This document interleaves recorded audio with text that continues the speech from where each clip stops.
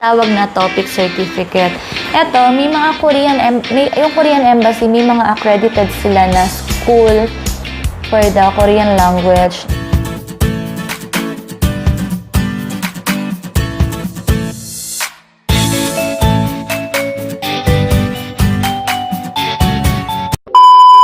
Annyeonghaseyo, mga ka-enjoy! We have a topic today na interesting talaga siya. So, medyo mahaba-haba to, pero alam ko marami ang gusto ko kasi makapagbigay ng idea and my experience also, pero explain ko one by one. So, ang topic for today na i-share ko para sa inyo mga ka-enjoy ay yung visa requirements for the spouse visa. Yun yung sinatawag na in short, F61 visa. So, explain ko sa inyo one by one yung processing para alam din ng iba na magpa-process next time yung magpapakasal sa Korean husband. So, let's start na mga ka-enjoy. There is a 8 big subject about processing about Korean visa. So, number 1, this is the most important. We need to prepare the legal capacity. Yun yung certificate na makukuha natin sa Korean Embassy. So, ano ba ang mga requirements to get the legal capacity sa Korean Embassy? So, start muna tayo sa foreign. So, yung foreign, yung Korean husband natin. Ang in-need niyong i-prepare is passport original, copy of passport bio page.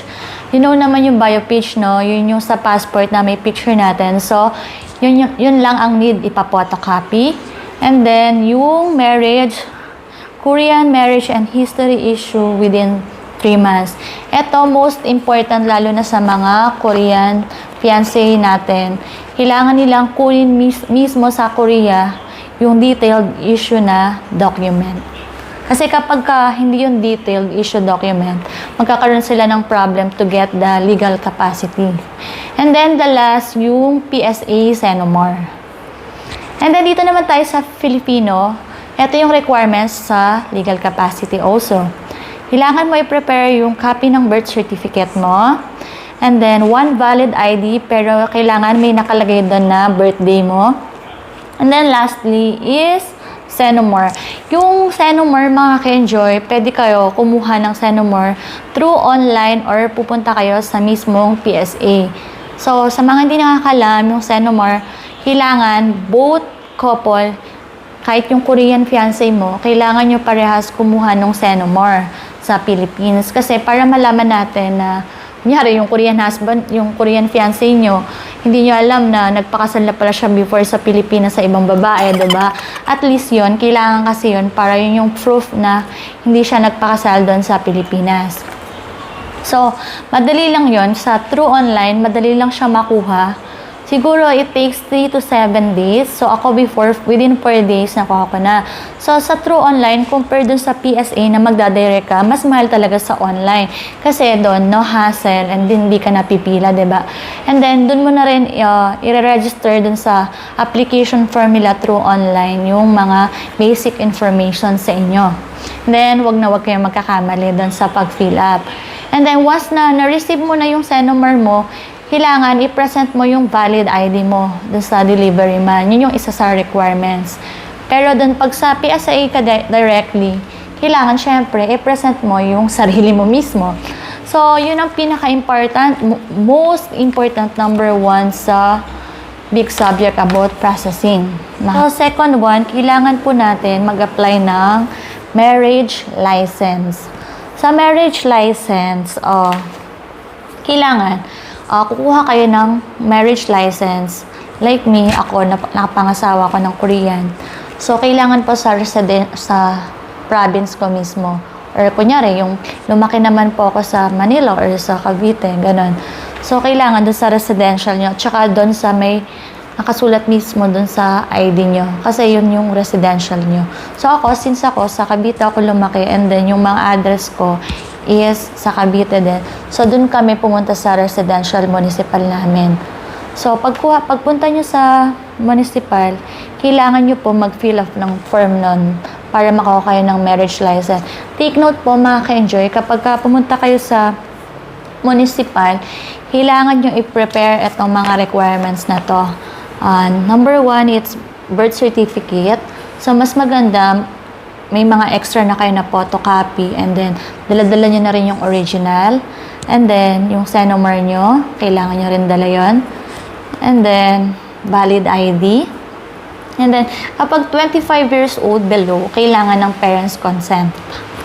And then, kailangan ko rin ng, ako as a Pilipina, kailangan ko rin ng cedula, barangay clearance, and doon, ibibigay na nila yung application form. Guys, ito po yung mga kailangan i-prepare ng Korean husband nyo pag kumuha kayo ng marriage license. So, number 1, you need to bring certificate of legal capacity. Yun yung sinasabi ko na nakukuha sa Korean Embassy. And then, number 2, yung photocopy ng passport niya. And then, kailangan ipakita doon yung date ng arrival din ng husband mo or ng fiancé mo. And then, additional, kailangan din may certificate kung annul ba siya or divorce. So, kailangan ng original and photocopy nun. And then, number 3, yung birth certificate din niya. And then, number 4, yung residential niya sa Korea. Kailangan may certificate din yan. And then, complete. Siyempre, residential. Kailangan complete yung address mo dun. Yun lang, mga ka-enjoy. And then, yung pinaka-last na kailangan nyo dun is yung tinatawag na pre-marriage counseling. So, kapag ka na-fill up nyo na yun, yung form sa marriage, sa municipal marriage form, kailangan i-make sure nyo, mga ka-enjoy, na tama yung mga pinifill up nyo. Kasi kapag ka mali yan, magkakaroon kayo ng problema sa Korean visa nyo. So, kailangan nyo pong i-careful yung lalo na yung sa mother maiden name, mga ganun po. So, you have to make sure, sobrang importante po yun. Once na magkamali ka lang sa spelling, kailangan yung, ipa-affidavit yon. So, it's long processing, mga ka-enjoy. So, after nun, nabigay nyo na yung form nyo, so, ipa-process na nila yon. Pero, kailangan nyo doon, i-schedule nyo the day also yung seminar nyo, yung tinatawag na pre-marriage counseling. So, sa pre-marriage counseling, kailangan both present, yung Korean husband and yung Filipina. So, i-schedule kayo nun kung kailan ba kayo available. Pero sa 1 month, mga ka-enjoy, alam ko, saglit, lang yan parang ilang beses lang sa isang buwan. So, kailangan, para makomplete nyo yung marriage license, kailangan po nung seminar. So, after nun, kapag na-attend nyo na yung number 3, yun nga, kailangan yung umattend ng seminar. After nyo umattend ng seminar, it means tapos na kayo sa requirements nyo sa marriage license.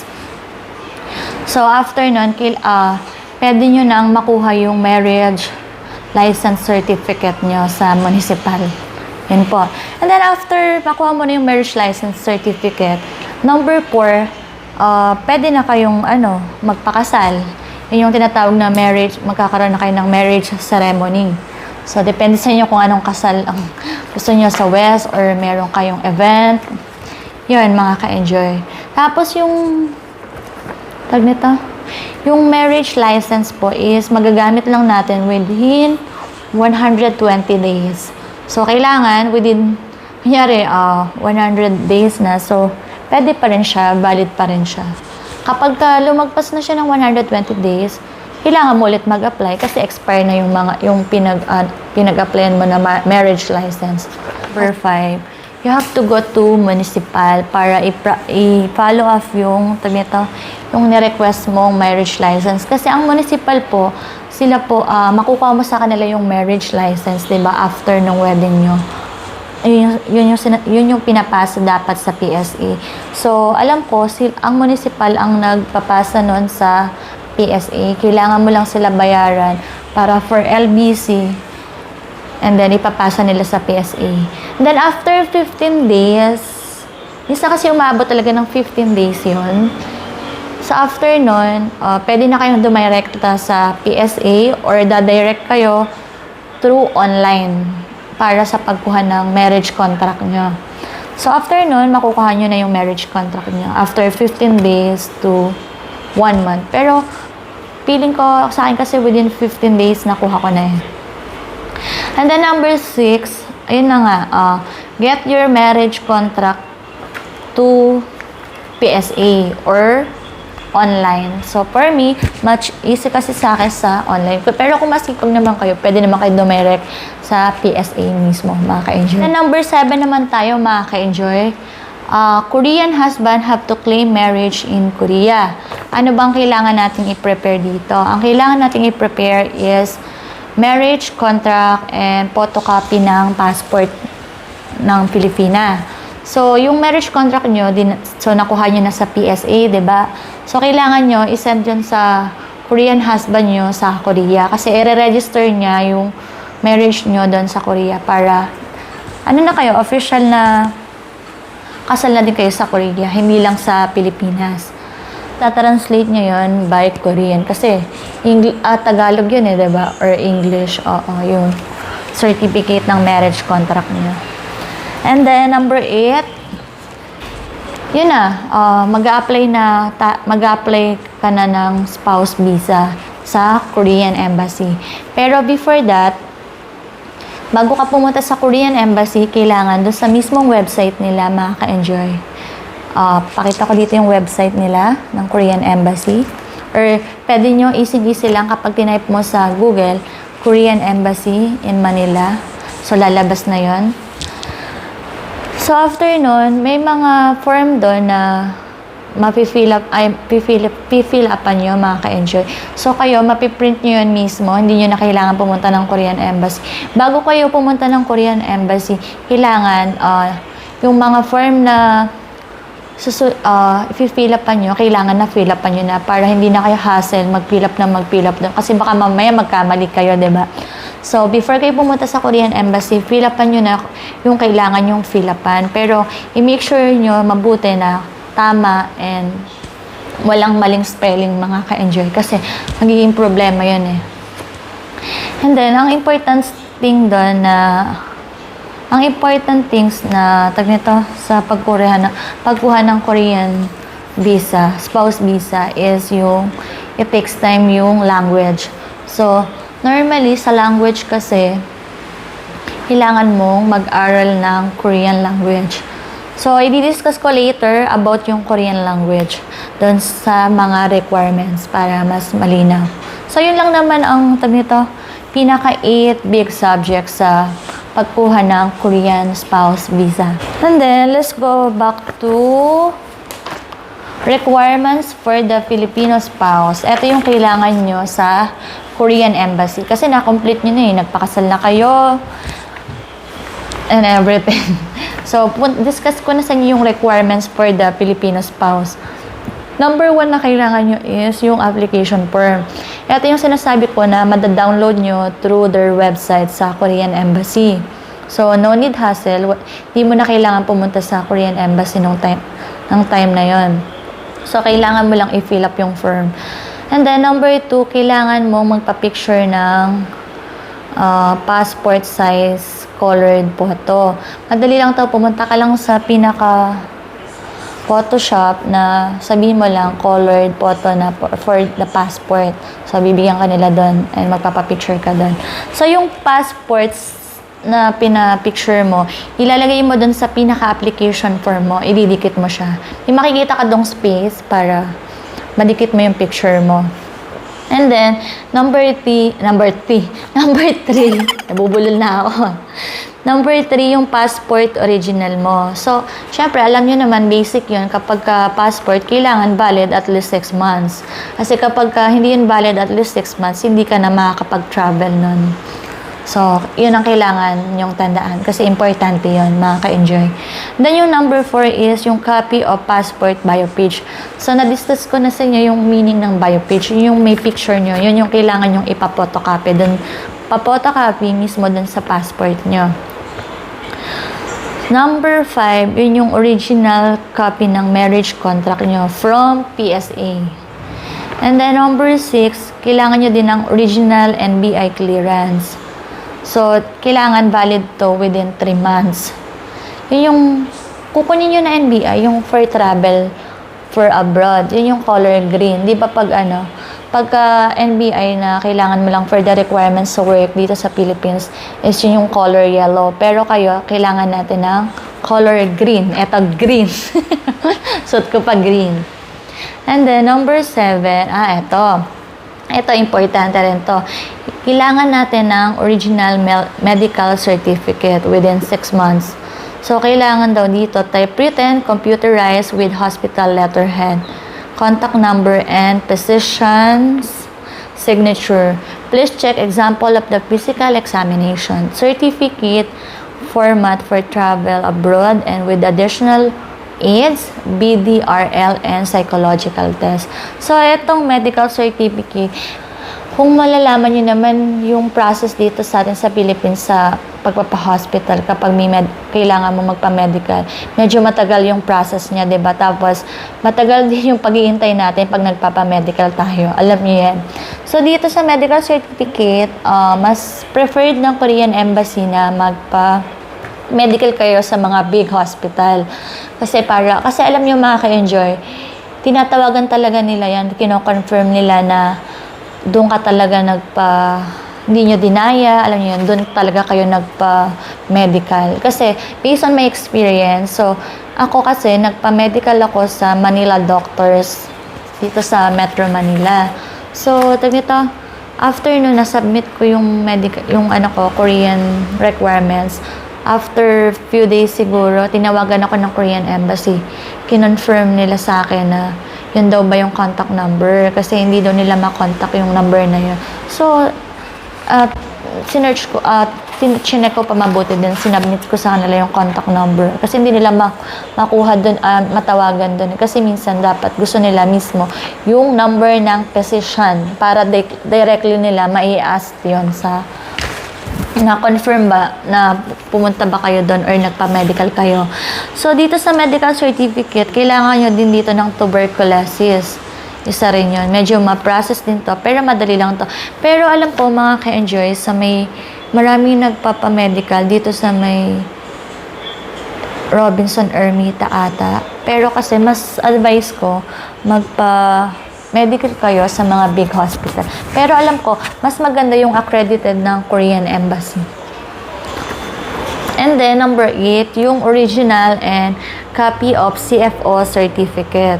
So, ito, medyo mahirap-hirap din tong CFO kasi may seminar pa rin dito. And then, ito, by schedule pa rin. So, batch dito sa CFO. Sa CFO, may 2, alam ko, 2 batch lang sa isang buwan ang nakakapag-seminar.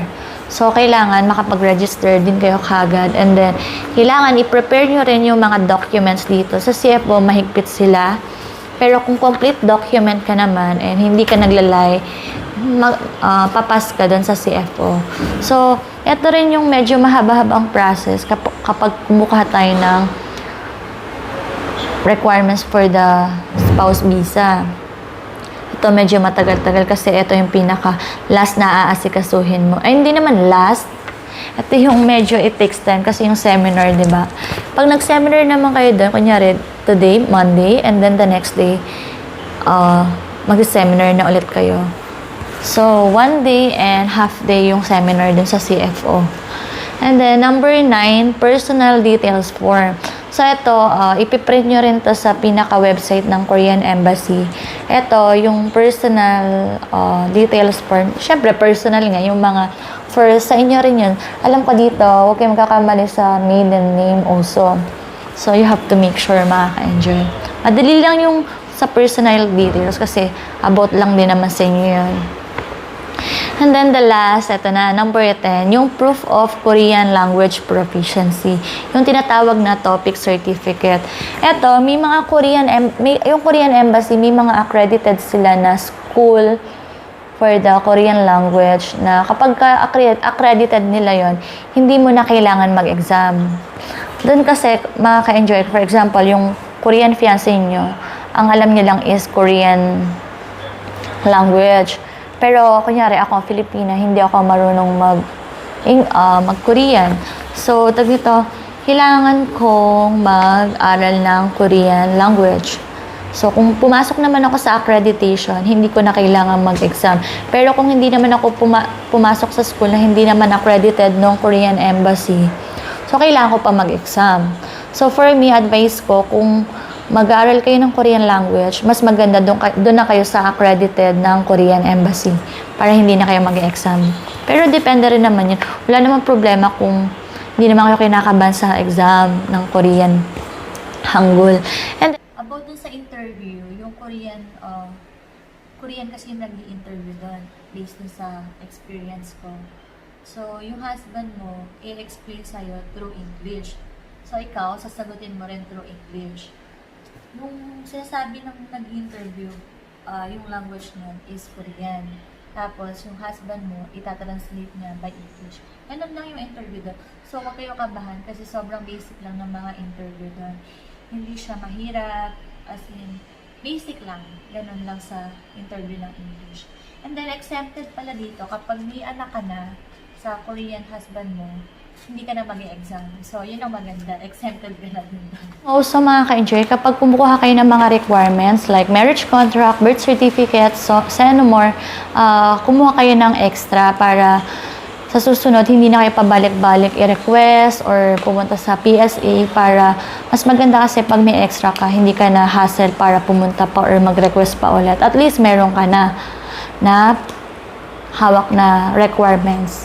So, in case na kailanganin mo, so andun na.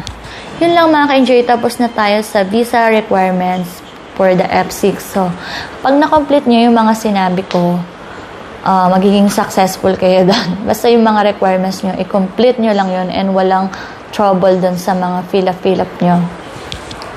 And then, tas yung mga ka-enjoy, yung mga may question pa, yung mga hindi ko pa na banggit or na-discuss for today, pwede kayong, kung may mga question, comment down below lang po dito. Sasagutin ko yung mga question nyo kung may mga tanong kayo about dito sa requirements sa spouse. And then, may isang advice pala ako mga ka-enjoy. Usually kasi dito mga ka-enjoy, yung iba, marami ako naririnig, ang ginagawa nila para easy. Nag-hire sila ng agency to sila ang magpa-process ng yung mag-aasikaso ng mga requirements para madali lang. Pero alam nyo, para sa akin, wag po kayong mag-hire ng agency kasi ang mahal nung pinabayad dyan. Then same time, madali lang, alam nyo, kapag nalaman nyo lahat ng requirements, madali lang po siyang makuha sa totoo lang. Kaya hindi nyo na kailangan gumamit ng agency. Hindi ko sinasabing sayang yung pera, pero yun na rin yung reason sayang yung pera. Kayang-kaya nyo naman. Lalo na yan sa mga requirements sa Korean fiancé nyo, madali lang po nila nakukuha yung mga requirements nila sa Korea. So, tayo naman sa Pilipinas, yun yung medyo matagal-tagal ng konti. Kasi sa atin, medyo it takes time yung pagkuha ng mga requirements dito. Pero madali lang po makuha dito sa Pilipinas. So, advice ko, huwag kayong mag-hire ng mga agency. Kasi kayang-kaya nyong i-process to lahat. Kasi kami, nakaya namin as in, kailangan mo lang, medyo complicate nga siya kasi ma-process talaga. Pero kaya nyong gawin to through sa sarili nyo lang na asikasuhin. Basta be patient lang. Kung nagkakaroon naman kayo ng problema about sa Korean husband nyo, about paano ko ipapatranslate, ganito, ganyan. Kasi sa Korean website nila, meron po dong nakatranslate na via English na. So, hindi na silang mahirapan translate. Kasi yung iba, diba, nahihirapan kasi hindi nila matranslate ng English. So, dun sa website nila, meron na nga po. So, kung hindi nyo makita yung website, dun sa Korean website, so, i-ask nyo lang po ako, comment down below lang po kayo para masagot ko po yung mga tanong nyo. Maka-enjoy, mabilisan na to. I-shoutout ko muna yung pamangkin ko, si Hayat Costello. Hi, Hayat! I miss you. And then, ito isa pang pamangkin ko na si Eiffel Costello. Meron din siyang YouTube channel. Pakidikitan nyo naman siya kung gusto nyo. So, babalikan din kayo yan. Eiffel, mag-ingat and God bless. And see you soon. Yun lang mga ka-enjoy. And I hope na na-enjoy nyo to. And I hope na nakatulong ako sa pag-share ko nitong topic natin for the F6 visa. That's it for today mga ka-enjoy, and thank you for watching. 감사합니다. Abush! Pak, pak, pak, boom!